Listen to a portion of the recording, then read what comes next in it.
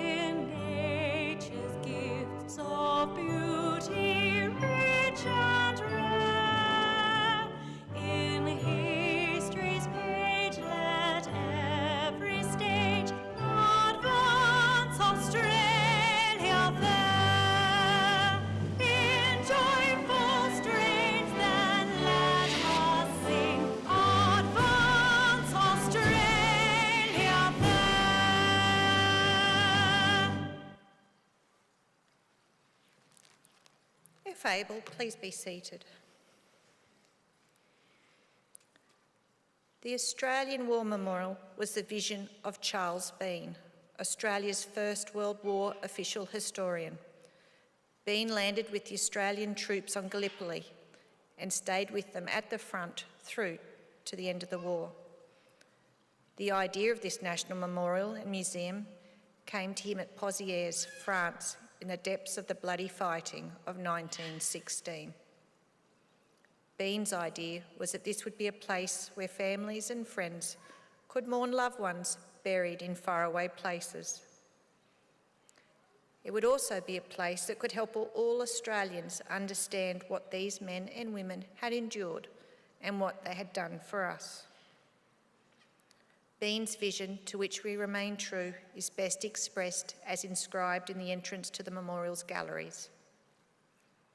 Here is their spirit, in the heart of the land they loved, and here we guard the record which they themselves made.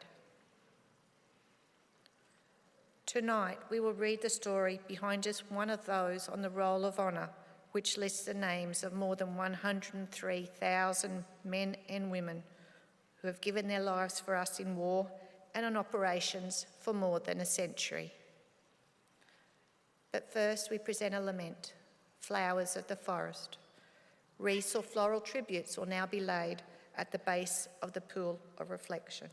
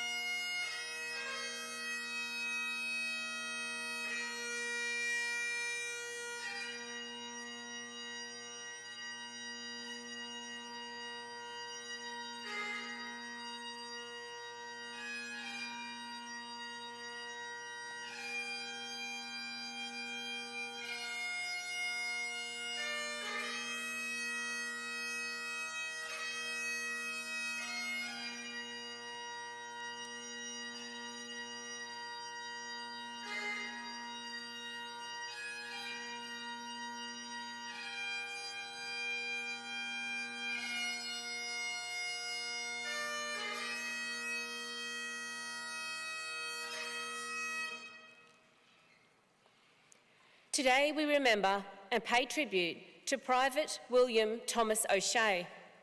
William O'Shea was born on the 21st of April 1892 at Warralda in northern New South Wales, one of 4 surviving children and the only son born to William O'Shea and Margaret Nee McGovern.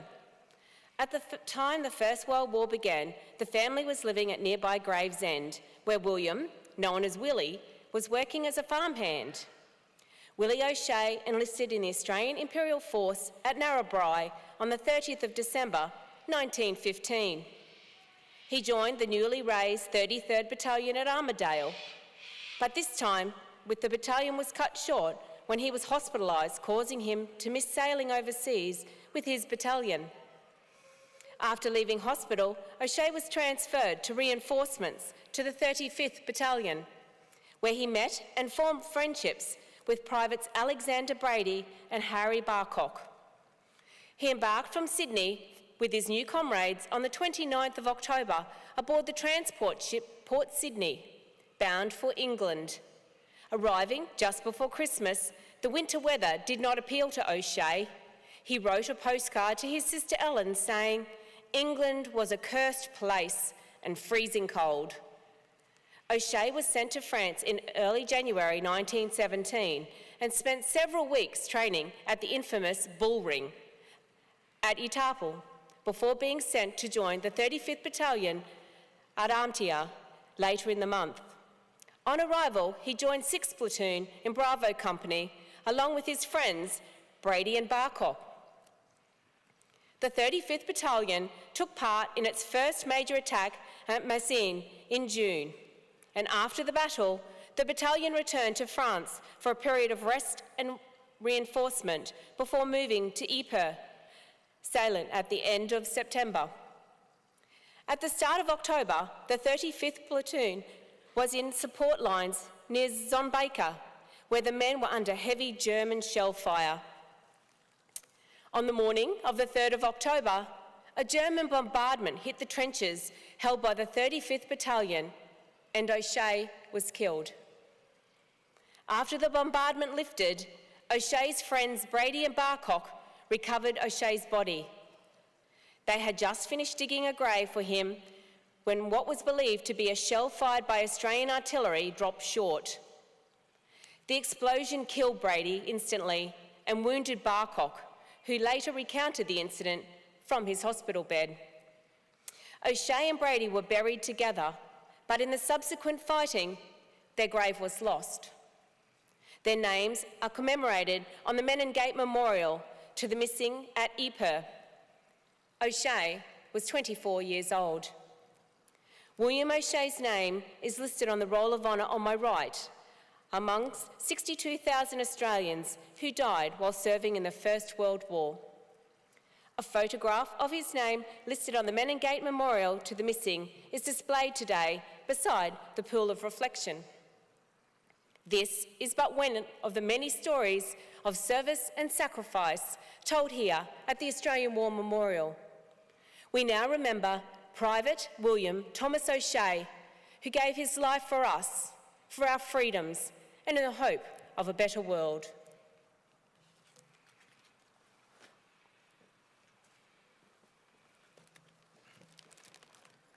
Please stand for the reading of the Ode and the sounding of the last post.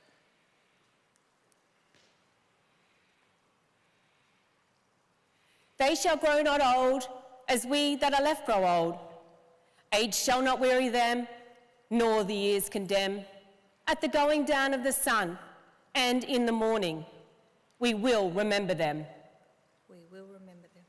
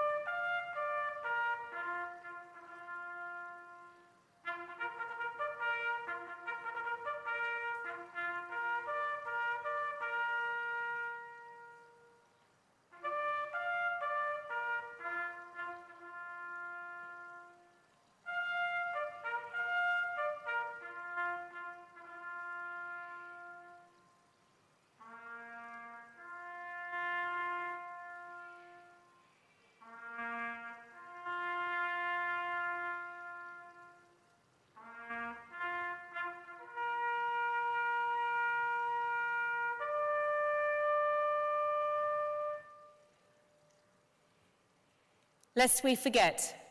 Lest we forget.